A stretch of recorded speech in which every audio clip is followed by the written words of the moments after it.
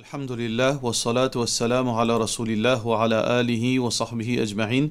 Frères et sœurs en islam, assalamu alaikum wa rahmatullahi wa barakatuh. Question numéro 1. Est-ce que gain droit causer les temps peut faire wudu? Moi pas dire tini conversation, mais répondre quand quelqu'un peut crier ou répondre salam. Normalement, les recommandés quand nous peut faire wudu, nous pas causer, qui fait, parce que pour nous capables de concentrer dans wudu. Pour nous capables de rassurer nous-mêmes, c'est que nous pouvons laver une partie qui est concernée correctement et ne pas publier non rien. Mais si il y a une raison valable pour causer, veut dire pour répondre à une cause, pour répondre à une petite chose, ou papa peut demander une petite chose, alors pour une raison, circonstance importante, on est capable de causer. Mais si une conversation, il n'est pas affecté au dos, mais seulement il met tout de même à risque, parce que pas pour conscient à 100% est-ce que on peut faire au dos correctement. Alors donc les meilleurs quand on peut faire au dos ou pas converser, mais s'il y a nécessité pour répondre à une question ou bien pour répondre à quelqu'un, là on capable faire il n'a aucun mal. Question suivante. Salam alaikum, est-ce qu'une madame a un droit de tailler ce cheveu par lui-même pour sortir dans l'état ihram? Et n'a dit dire qu'il faudrait qu'il y ait une autre madame qui finisse aussi dans l'état ihram qui est capable de faire ça. Alors, que ce soit un monsieur, quand il finit de faire son umrah, dernière action, rase sur la tête, lui-même il a un droit à raser sur la tête, il a un droit à tailler ses cheveux. Et une madame aussi pareil, lui-même il a un droit à tailler ses cheveux. Et ça, moment pour tailler les cheveux, là, il n'est pas pareil comme tailler les cheveux avant. Par exemple, quand un djibboun fait rentrer dans l'état haram, ou bien pendant qu'il peut faire umrah, ou bien pendant qu'il peut faire hajj, il taille ses cheveux, ça appelle ça une faute dans l'état des ihram. Par contre, dernière action qui forme partie dans l'action de umrah ou bien de hajj, c'est rase la tête ou bien taille cheveux. Ça, action-là, il forme partie dans un rite de umrah et de hajj. Alors donc, un djimoun qui peut faire umrah, il a un droit de faire sa rite-là parce qu'il est même qui est supposé faire ça. Alors donc, il est supposé faire ça lui-même, mais pour une raison de facilité, il peut faire un djimoun rase sur la tête ou bien l'autre madame taille ses cheveux. Mais en lui-même, il a un droit, par lui-même, il a un droit taille ses cheveux ou bien rase sur la tête parce que c'est un rite de hajj parmi les autres rites de hajj qu'il peut faire dans umrah et dans hajj. Alors donc, ça c'est l'opinion, veut dire, moi pas qu'on n'a aucune divergence là, sur ce sujet-là, parce que il n'y a aucune preuve, parce que c'est un rite de hajj. Alors moi pas qu'on n'a aucune opinion qui est contraire à ce que nous faisons dire. Question suivante. Salam alaikum, est-ce que vous êtes capable de donner plus de détails concernant le cadre islamique pour reminders? Quand nous écrire ban ayat Quran et hadith et nous mettre l'île au mur comme une forme de rappel. Est-ce qu'il est permissible? Qui ban savants contemporains fin dialogue là? Alors, les savants contemporains, entre autres Cheikh Bin Baz, rahmatullahi alayhi, disent si un djimoun peut mettre un cadre pour une question de l'éducation, par exemple dans l'école. Alors donc, souvent des fois, quand veut dire dans gate quand on peut rentrer, puis affiche un cadre ou bien un tableau, là-dedans il y a un verset Coran qui concerne un étudiant ou bien un hadith comme un rappel pour un djimoun apprendre, là, il n'y a aucun mal. Il n'y a aucun mal. Mais est-ce que ça cadre qui nous mettait dans la maison, est-ce que nous servons ça comme un rappel? Alors donc, nous connaissons. Normalement, ça vient comme une décoration, il n'est pas vient comme un rappel. Soit il vient en forme de décoration, soit il vient en forme que nous pensons qu'on a pendant ce cadre-là, ça veut dire ça pour porter nous bonheur ou bien pour protéger nous contre le mal. Si un djimoun peut faire ça comme un rappel, dans une place qu'on est supposé capable de faire rappel, par exemple une école, une institution, où vous mettre un verset Coran comme un rappel, et ça au sens dit souvent des fois, là, dans ce cas, il n'y a aucun mal. Question suivante. Salam alaikum, est-ce qu'il y a un droit pour graduation, pour moi un droit faire un gâteau génoise ou bien un petit gâteau pour partage du monde? Oui, ou un droit. Quand on fait passe sur l'examen ou bien quand on fait graduation, ou gain droit de faire un gâteau pour partager du monde comme un signe de contentement, comme on nous dit dans nos langages, faire la bouche doux. Qui fait gain droit parce que l'IPA est spécifique à aucune culture, au contraire, ça les forme partie dans nos cultures pour partager gâteau le jour de nos contentements. Alors donc, l'IPA n'a rien à faire avec les autres coutumes. Il y a une petite chose qui est pratiquée dans nos communautés. Alors, il n'y a aucun mal, la graduation, ou bien quand il y a des enfants, pour partager un gâteau en signe de contentement, mais pas l'anniversaire. Question suivante. Salam alaikum, dans un masjid, puis invite Musalli pour faire kirat, Quran, pour faire spécial dua, pour bandjiboun qui finit intégrale. Est-ce qu'il est permissible ça? Ça c'est une bid'a, c'est une innovation. Parce que Zami Rasulullah sallallahu alayhi wa sallam fin fait sa forme de pratique. Pour inviter Jimoun pour lire Quran et quand finit lire Quran pour faire dua pour bandjiboun qui fin mot. Quand nous inventons ça, quand nous tient ça, est-ce qu'Allah fin révèle dans le Coran une petite chose pareille? Est-ce qu'Allah fin dire nous ça? Est-ce que Rasulullah sallallahu alayhi wa sallam fin montrer nous ça? Veut dire nous appelle Jimoun pour lire le Coran et ensuite nous fait dua pour Jimoun qui fin mot? Ou bien les paraît dans sa façon qui fin pose sa question là comme si un Jimoun peut falsifier ou bien peut justifier certaines ban bid'a. Veut dire l'emplace fait Kattam peut faire une petite chose pareille. Alors donc ça c'est un bid'a qui nous besoin d'éviter parce que ni le Coran fin montrer nous une forme de ibadat pareil et ni fin enseigné par Rasulullah sallallahu alayhi wa sallam. Question suivante. Salam alaikum. Pour namaz janaza, si je peux faire namaz janaza pour mes parents, est-ce qu'ils sont capables de lire dua en créole et me dire ban musalli aussi, ça qui pas qu'on dua dans namaz capable de lire en créole. Alors il dépend qui ça n'a où. Si on da'i ou un alim, alors donc on peut explique l'importance du dua quand on peut faire salatul janaza, c'est lui qui parle en arabe, il est capable de faire en créole. Alors donc le n'a aucun mal. Mais connaît que à Maurice il y a un mazhab qui pas d'accord avec faire dua dans le langage créole. Alors donc nous avons besoin conscient de nous l'audience. Si nous connaissons ça l'audience qui nous fait venir là, je tout comprend ça quelque chose. Nous connaissons l'audience, c'est que quand nous pécons ça, je tout peut comprendre. Ok. Si nous connaissons l'audience que la plupart bandjiboun ban Hanafi, qui les autres suivent l'autre mazhab, alors donc là, on pas gain droit impose les autres.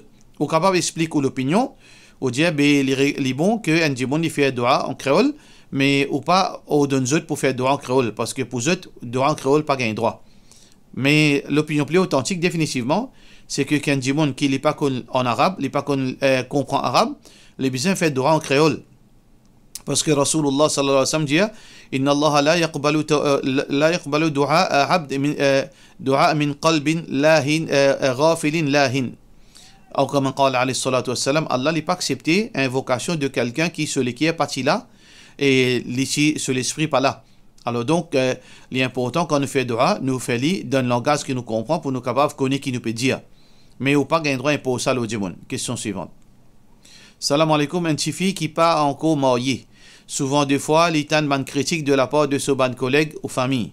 Ban là dit Ali, tu es besoin de marier, sinon tu pourrais être comme ça même. Tout l'âge peut dépasser. Qui réponse nous dire à sa bandiboun là? Et que tout le monde dit Ali, tu es besoin pas faire juste doigt, tu es besoin faire des efforts rodés. Qui conseille ou donne sa bandifi la cheikh? Tout d'abord, mariage, il y a une petite chose qui est très importante, qui est recommandée, fortement recommandée en islam. Parce que le prophète sallallahu alayhi wa sallam fait une pratique, ça c'est un grand sunnah. Et Allah subhanahu wa ta'ala fait encourage le mariage. Et Rasulullah sallallahu alayhi wa sallam fait un conseil mariage. Ya ma'ashara shabab ou ban jeune, man istata'a minkum al-ba'a falyatazawwaj. C'est lui qui est capable de prendre responsabilité d'un mariage alors qu'il est marié. فإنه أغض للبصر parce que mariage il aide nous pour nous contrôler, nous lisier, nous regarder. وأحصن للفرج. Mariage il y a une protection, une plus grande protection pour qu'il nous pas tombe dans un grand péché de l'adultère, etc. Alors donc, il est recommandé pour marier. Mais seulement, il n'est pas obligatoire pour celui qui est capable de contrôler lui-même. Mariage, pas obligatoire pour quelqu'un ou bien quelqu'une qui est capable de contrôler lui-même. Alors, donc, nous n'avons pas un droit force un djimoun pour marier, mais nous sommes capables d'encourager pour marier. Peut-être les honter pour dire qu'il a envie de marier, ou bien peut-être les papiers qui demandent, alors nous n'avons pas un droit d'embarrasser. Donc, nous sommes capables de conseiller un djimoun, veut dire que si arrivé, il y a une bonne demande, qu'il est besoin de marier. Une bonne demande qu'il ait trouvé garçon dans le lit ou bien tifilal al de garçon là et il a une bonne place de travail et donc les recommander, les conseiller, veut dire nous conseiller pour les marier. Mais seulement pour asser un djimoun quand tu pour marier, qui fait tu pas marier, ça nous pas supposé faire parce que du moment qu'il n'est pas obligatoire, s'il est pas capable de contrôler, qui fait nous asser un djimoun, qui fait nous embarrasser. Et parfois mariage il pas trouve dans nous la main. Un petit fille dans la case, comment il peut faire? C'est un garçon qui vient faire demande. Alors, pas gain droit, nous besoin parfois pas tomber dans quelque chose aussi bas. Ban djimoun qui peut faire ça, faudrait pas nous tomber dans sa démagogie qui nous impose le djimoun que le problème là pas trouve de cela. Nous imposons pour marier alors que demande pas trouve de cela mais. Si demande se trouve de cela mais ça va faire un garçon vient guetter pour demander faire ce demande en mariage. Alors comment nous capable faire quelque chose de ridicule et immoral pareil? Parce que normalement une fille a envie de marier. Mais seulement il faudrait qu'il gagne des demande. Alors donc il pas trouve dans la cette là. Deuxième area qui comment nous capable dire pas faire 10 doigts à le roder. Comment nous capable faire un petit fille saute de sur la case à le roder un garçon pour marier? Comment nous capable faire ça? Ou bien comment nous capable dire al compte un garçon en dehors? Ça les paraît comment dire ça ban raisonnement les vient depuis ban jahil qui pas connaît la religion et ban gens qui pena din. Comment on capable dire conscientifier al roden al compte un garçon en dehors? Pas se faire doigt. Non, un vrai chifi musulman, il fait doigt avec Allah. Si Allah finit créer son père, le dunya, il peut gagner. Si son père besoin traverser à travers le monde pour venir vers lui, il peut venir vers lui. Mais connaît que mariage, il pas trop dans nos contrôles. C'est Allah qui a envoyé, il fait doigt. Bien sûr, quand il gagne demande, il pas rejette demande bon avenir. Il essaye étudier, il essaye réfléchir. S'il trouve demande là bon pour lui, il fait bismillah, il marié. Alors donc, nous pas gain droit, raisonne comment ça ban du monde qui peut dire là, veut dire oh c'est l'un du monde, ça n'est pas correct.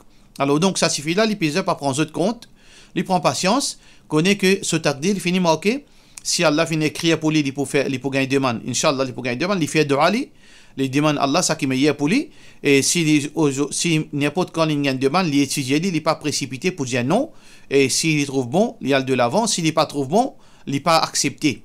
Il n'est pas une condition à cause du monde peut harceler ou obligé d'accepter tout le monde qui vient devant ou non. Si vous trouvez que ça demande là pas bon pour vous, même 50 demandes viennent devant vous la porte et ça 50 demandes là pas bon pour vous, ou capable confirmer que ça demande là pas bon pour vous, ou peine pas accepter, ou peine pour les sous, faire gain pression avec ban imbécile et ban jahil. Question suivante. Assalamu alaikum, si un prayer room, ban zom en a droit faire khutbah et namaz jum'a en jamaat au lieu qu'ils sont al masjid. Alors il dépend de la raison qui fait sa prayer room là.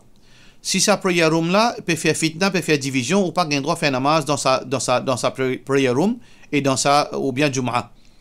Parfois arriver et il y a ban circonstances côté là et il y a ban masjid, je mets ban restriction, je t'empêche faire les sons, je t'empêche propager la vérité. Alors donc dans ce cas, il y a ban frère qui fin réuni, je te fin trouver une centre, je peux enseigner la vérité, je peux propager l'islam. Dans ce cas, il n'y a aucun mal. Mais si il n'y a aucune raison, quand masjid là est ouvert et il est très proche avec sa centre là.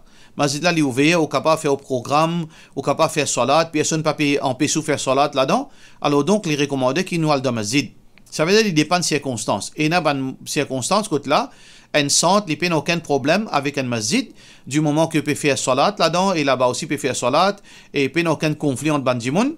Et donc, surtout quand parfois il y a la foule là-bas, ou bien, et parfois il y a certains bandimoun qui sont là, accueillir, qui masjid là, ils pas d'accord pour accueillir certains bandimoun. Alors si, dans une situation pareille, côté là, il ne peut pas faire l'ennemité, et il n'y a aucun conflit entre communautés dans cet endroit-là, il n'y a aucun mal. Parce que c'est qui est important en Jamaat. Mais si ça sente là, il peut créer hostilité en Dimoun, sans aucune raison valable. Il peut créer l'ennemité. Et masjid là, il n'est pas hostile pour ban Dimoun venir faire salat dans masjid là. Et peut faire les sons. Et donc, il n'y a aucune chose qui peut empêcher. Là, dans ce cas, nous pas faire centre, nous rentre dans masjid parce que l'unité est important. Et Abdullah bin Mas'ud, radiyallahu anhu, wal khilaf ou shar, divergence, les mauvais. Nous pas créer divergence sans aucune raison valable. Question suivante. Est-ce qu'il y a un droit d'un zakat un djimoun qui peut faire l'opération, sachant que il touche le travail, s'il n'a pas fait intervention à temps, il est capable de perdre sur la vie, de la part de nos frères de nos sœurs Nazim Salaran. Alors, si vous trouvez que ça djimoun là, il paye un moyen pour payer sur l'opération, ou bien si l'argent pas suffit, définitivement, vous avez un droit de donner zakat. Et si zakat aussi, il n'est pas suffit, vous êtes capable de donner l'argent d'intérêt. Mais ou opter pour zakat en premier, si par exemple l'opération là coûte par exemple 200 000 roupies, et il y en a 50 000 roupies, ou il y en a une collecte zakat, ou seulement collecter seulement 50 000, manque encore l'argent, dans ce cas même l'argent d'intérêt est capable de donner pour les sauver sur la vie. Question suivante. Salam alaikum, dans un livre, il mettait qui, quand il y a Surah Naba, Surah Amma Yatasaloun 5 fois après Asar, nous gagnons Allah sur l'amour beaucoup. Est-ce qu'il est vrai? Non, ça c'est une petite chose qui dit mon fin cause mentir ou Allah que Rasulullah sallallahu alayhi wa sallam. Définitivement, Allah Ghafour Rahim, Allah compte ban croyant, surtout ban croyant qui obéit à lui, qui reste sur l'obéissance, mais ne pas besoin cause mentir ou Allah pour qui nous fait dire mon Coran. وَمَنْ كَذَبَ عَلَيَّ مُتَعَمِّدًا فَلْيَتَبَوَّأْ مَقْعَدَهُ مِنَ النَّارِ. C'est lui qui cause mentir au moins volontairement, qui lui prépare sa place dans l'enfer. Ça c'est parole de Rasulullah sallallahu alayhi wa sallam. Allah subhanahu wa ta'ala peut dire dans le Coran لِتَفْتَرُوا عَلَى اللَّهِ الْكَذِبِ. Et dit mon cause mentir au Allah subhanahu wa ta'ala. وَأَنْ تَقُولُوا عَلَى اللَّهِ مَا لَا تَعْلَمُونَ. Quand nous cause quelque chose qui Allah pas dit sans connaissance. وَلَا تَقْفُ مَا لَيْسَ لَكَ بِهِ عِلْمٍ. N'a pas cause quelque chose qui oublie la connaissance. Alors donc, nous pas gain droit cause Allah sans connaissance. Parce que ça, est grave, aussi grave que shirk. Alors donc, ça c'est un mensonge. Celui qui dit à ça, il prépare sa place dans l'enfer, soit il demande Allah pardon. Question suivante. Est-ce que ça doit aller authentique? Alors donc, Rasulullah sallallahu alayhi wa sallam, tu peux lire Rabbi a'inni. Alors, une longue dua, et ça qui fait mentionner là-dedans, wa thabbit hujjati, et ensuite, wa as'alu sakhimata qalbi. Alors donc, Rasulullah sallallahu alayhi wa sallam peut demander qu'Allah subhanahu wa ta'ala purifie ce qui est contre la jalousie, etc., contre la haine envers du monde. Ce hadith, c'est un hadith authentique qui est rapporté par Ibn Majah. C'est un hadith authentique qui est rapporté par Ibn Majah. Et donc, ce hadith-là, mais quand on fait ça, n'importe qui dit qu'on va faire ça. Il n'est pas spécifique à un lien, mais ce hadith-là, il est authentique dans sa façon-là. Rabbi a'inni wa la tughni alayya wansurni wa la tansur alayya wamkur li wa la tamkur alayya wahdini, etc. Une longue dua. Alors donc, ce hadith-là, il est authentique. Ce dua-là, il est authentique. Salam alaikum, madame, gagne droit rentre dans Kabaristan, visite Kabar se proche, s'il vous plaît, sinon qui fait, de la part de nos sœurs Waïda Maourali. Et dans ma fatwa series précédente, nous venons cause en détail là. Alors, en bref, mon capable de dire aux sœurs en islam, c'est que normalement, une madame, l'opinion plus authentique, c'est qu'une madame est capable d'aller très rarement, par exemple, une fois par l'année. Mais seulement s'il y allait, il n'a pas gain droit à aller, excepté s'il respectait bonnes conditions. Numéro 1, il besoin mettre un djilbab, hijab. Il n'a pas gain droit à aller avec jeans, avec t-shirt, ou bien avec un petit bout de chiffon sur la tête, après il mettre une robe avec un blouse. Il n'a pas gain droit à soit lui mettre ce djilbab complet comme un vrai musulman habillé, veut dire d'après l'habillement islamique correctement, sans qu'il nous peut dire qui me met jeans, t-shirt, mauvais djimoun, nous ne peut pas dire ça, mais ça c'est pas un habillement islamique. Qui, quand il y a beaucoup de gens sortis, ils mettent un jeans, un blouse, après ils mettent un bout de chiffon sur la tête, ça c'est pas un habillement islamique. Alors donc, quand il parle Kabaristan, il met sur l'habillement djilbab complet. Deuxième, il pas mettre parfum. Troisième, il est accompagné de son mahram. Quatrième, il parle dans un moment quand il veut dire beaucoup de hommes. Il dans un moment quand il veut dire beaucoup, excepté un des trois djimoun. Et il dans un moment quand il est en sécurité. Il parle parce que Kabaristan, dans le cimetière, c'est un endroit retiré. Il est capable de mettre lui-même en danger, il est capable d'une agression qui dit bon. Alors donc s'il peut respecter ces bonnes conditions-là, et surtout plus grande condition, c'est que les gens parlent faire bid'a là-bas, et ils parlent faire shirk, et ils parlent faire bonne démagogie. Ils parlent faire bonne pratique bid'a, et ils parlent à crier, pleurer là-bas. Là, s'il peut respecter toutes ces conditions, il est capable d'aller, et comment on veut dire, basant sur sa condition-là, et très très rarement, une fois par l'année, à la rigueur, 2 fois par l'année, puis aucun mal, d'après l'opinion plus authentique, mais et dans certaines majorité de ulama disent madame pas supposée al Kabaristan. Mais nous l'opinion, nous l'avons sa version que gagne droit à aller rarement. Question suivante. Est-ce qu'il est permis pour mettre Swiss Watch, ce qui est dans la croix là-dedans, de la part Khalid ibn Walid, pas gagne droit, mettre une montre qui est dans la croix là-dedans, pas gagne droit, parce que Rasulullah sallallahu alayhi wa sallam fin condamne, veut dire toute forme la croix. Et même dans sur la case, quand il y a une forme la croix, les types sans les types tiali.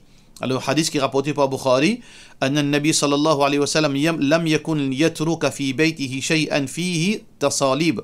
Jamais il laisse une petite chose sur la case qui est une forme la croix, il نقضه, excepté que les types cassent-li, ou bien les types sans se forme.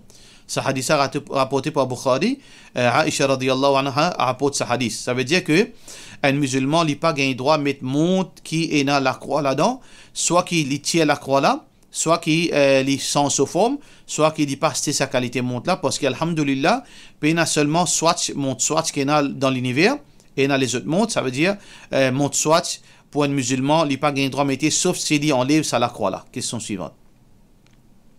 Kiban Guidelines, interaction entre deux sexes opposés dans le contexte université de la part de nos frères Anas Ouzia. Un fille qui perd l'université, tout d'abord, les besoins connaissent est-ce que les gains droit à l'université là, parce qu'il n'y a pas toute l'université qui est appropriée pour une fille musulmane aller. Et il y a une université qui tellement il y a zina, il y a la drogue, il y a quelque chose qui est immoral, qui n'est pas approprié pour une fille musulmane, même pour un garçon musulman dans l'université.